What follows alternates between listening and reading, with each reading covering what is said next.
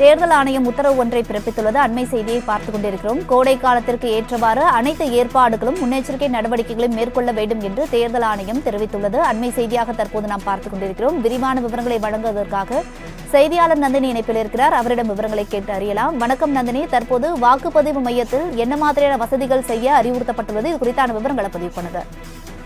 வணக்கம் வருண்யா. கோடை காலத்திற்கு ஏற்றவாறு போதிய வசதிகளை வாக்குப்பதிவு மையங்களில் ஏற்பாடு செய்ய இந்திய தலைமை தேர்தல் ஆணையம் அனைத்து மாநில மற்றும் யூனியன் பிரதேச தேர்தல் ஆணையர்களுக்கு கடிதம் எழுதப்பட்டிருக்கிறது.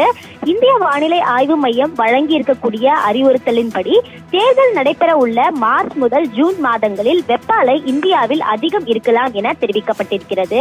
கோடை காலத்தை கருதி வாக்குச்சாவடி மையங்களில் போதிய வசதிகளை ஏற்பாடு செய்ய வேண்டும் என அனைத்து மாநில மற்றும் யூனியன் பிரதேச தேர்தல் அதிகாரிகளுக்கு தலைமை தேர்தல் ஆணையம் கடிதம் எழுதியிருக்கிறது.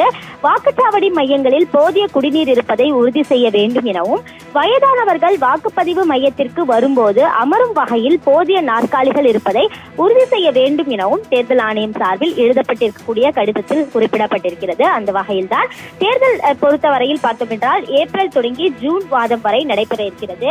இந்த நிலையில் தான் அதிக அளவிலான வெப்பம் ஏற்படக்கூடிய சூழ்நிலையில் அனைத்து வாக்குப்பதிவு மையங்களிலும் போதிய வசதிகளை ஏற்பாடு செய்ய வேண்டும் எனவும், கோடை காலத்திற்கு தேவையான அனைத்து அடிப்படை வசதிகளும் வாக்குப்பதிவு மையத்தில் இருக்க வேண்டும் எனவும் இந்திய தேர்தல் ஆணையம் தரப்பில் கடிதம் எழுதப்பட்டுள்ளது குறிப்பிடத்தக்கது. நந்தினி, விவரங்களுக்கு நன்றி.